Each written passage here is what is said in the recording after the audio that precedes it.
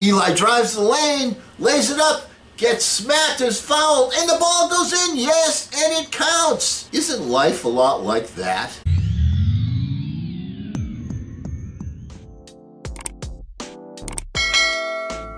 Hello again, everyone. I'm Eli's dad with Project Eli, where we educate, we lead, and we inspire. And yes, that's one of my dreams, seeing my son go to the hole, lay it in, and overcome obstacles. Isn't that one of the things that you want for yourself, that you also want for your children, to have them make a layup and overcome obstacles that get in their way? We're going to continue our series on life lessons that you learn from basketball as we educate, lead, and inspire here on Project Eli. So let's get right to it. First thing we talk about is muscle memory. You need to figure out in basketball the most productive way to move your feet, as an example. Okay, proper technique, proper way to shoot the ball. All right, and as an example, you see Steph Curry, one of the world's greatest shooters, if not the greatest of all time. When he's warming up, he gets the ball, he gets into a rhythm, he gets the ball in the same spot from somebody passing to him to get into a rhythm.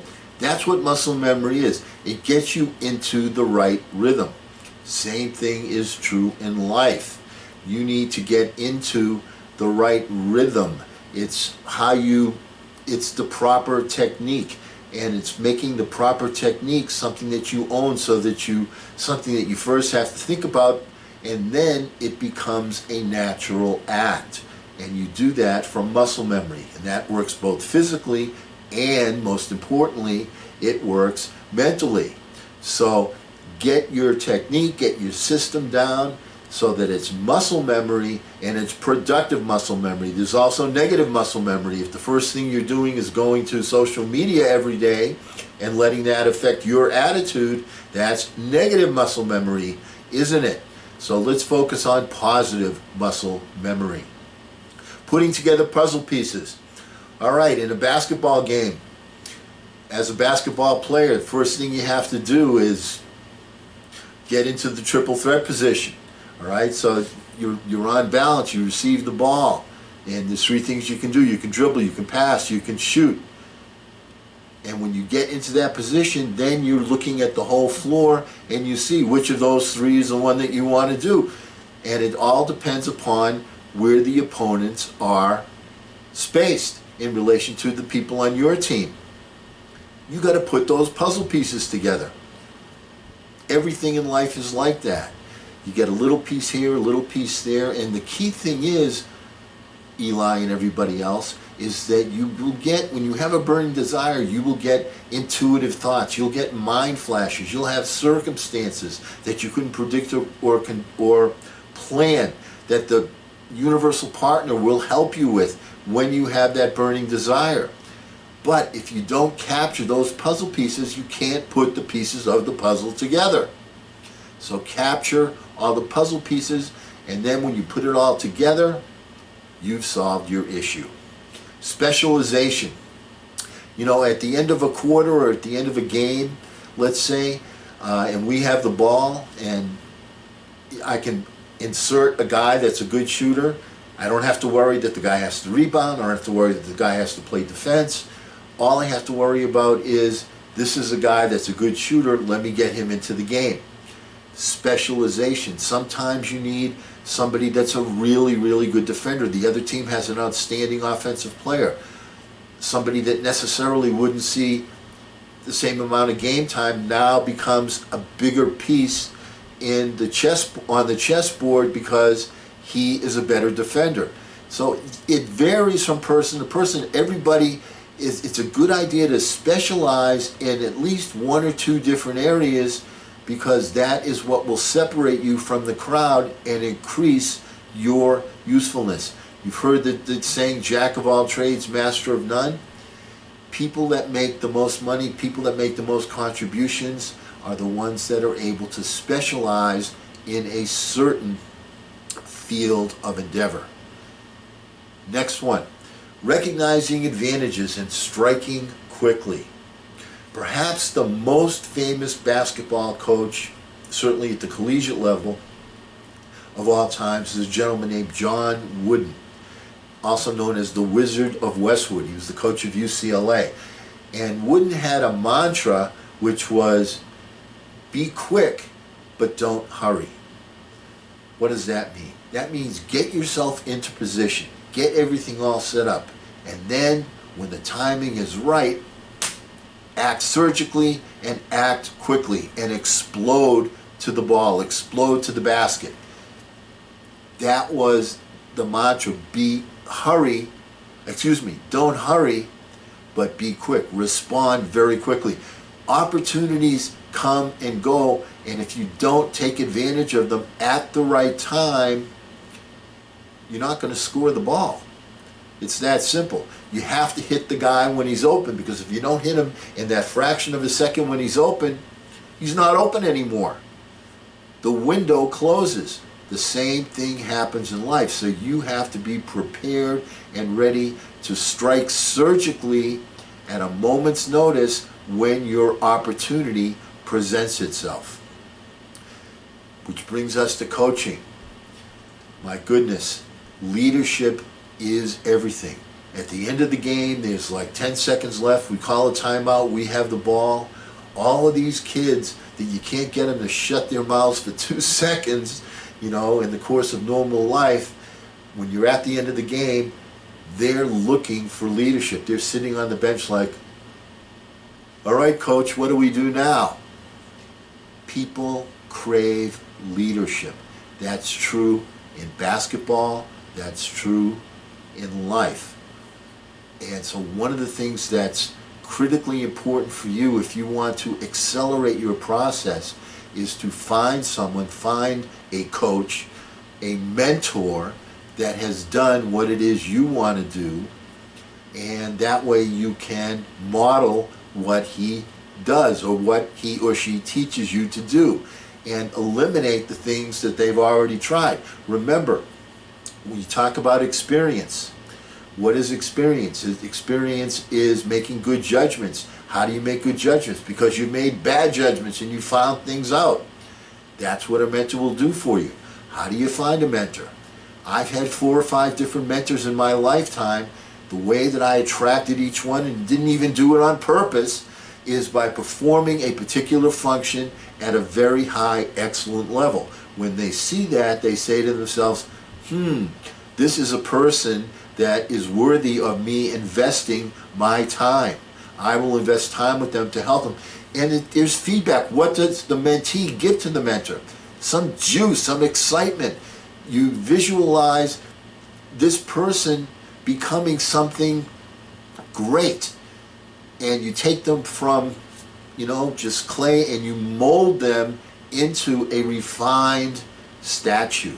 That's what you're looking to do as a mentor. You're looking to be the artist. And the mentee gives back to you with their energy. And it's a shared experience.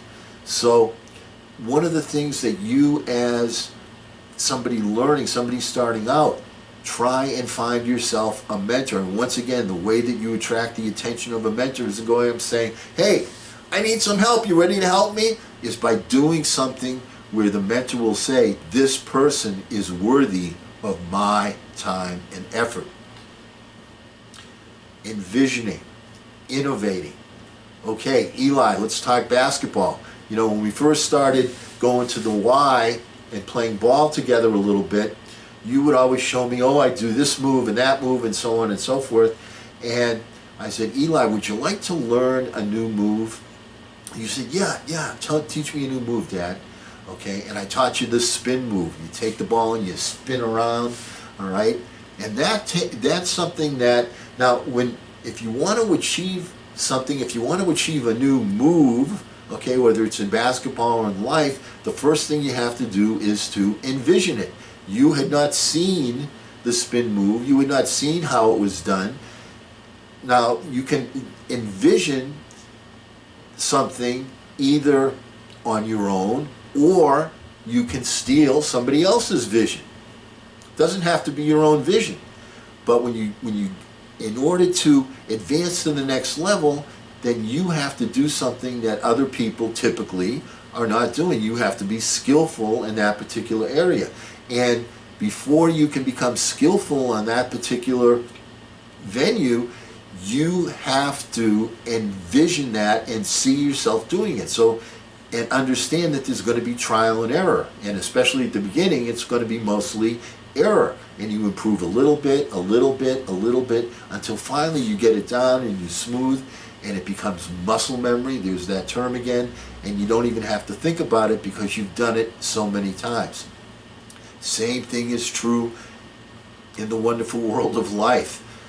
You need to find something that is going to improve you and envision it and think outside the box, something that you don't normally do.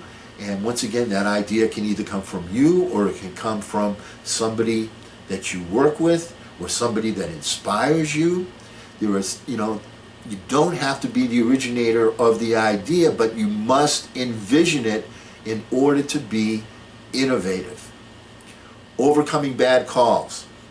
Okay, in basketball, because there's so much action, because it moves so quickly, and you as a player, you're going to make some mistakes. You're going to dribble the ball off your foot, you're going to make a bad pass, you're going to be out of control at some point and charge into somebody. Guess what? The guys with the P's in the whistle, the officials, they sometimes make mistakes also. They don't see things the way that you saw it.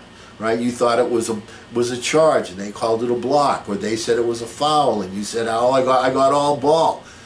So there's going to be bad calls, and there's going to be bad calls in life. So what do you do in the game?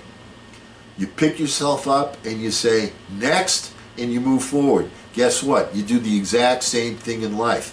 The example I like to give is when you're driving in your car and you take a look in your rear view mirror. It's about that big, but your windshield is that big. That indicates you should be looking forward a heck of a lot more than you should be looking backwards. And if you're looking backwards while you're going forwards, your progress is going to be seriously impeded, and it can be dangerous. If you want to advance in life, you've got to put the bad stuff behind you, keep your eyes front, and move forward. You've got to be able to overcome the bad calls. Steph Curry is a shooter. He'll come out in some games in the first half, he'll score 2 points, and the announcers will say, "Well, Steph, just doesn't have it tonight. He's not making it happen." And then he comes out in the second half and he scores 30 points. And how does he do that? He puts all the bad stuff, all the misses behind him, and he remembers his identity. What is his identity? His identity is, I'm a shooter.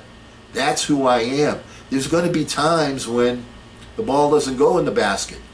That's life. But if I stop trying, the ball will never go into the basket. So I'm a shooter. I can make it happen. I'm not going to look backwards. I'm going to look forward.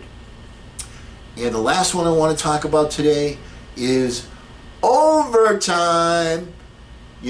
Sometimes you play the whole game and you get down to the end and the score is tied and nothing has been declared. You haven't declared a winner or a loser.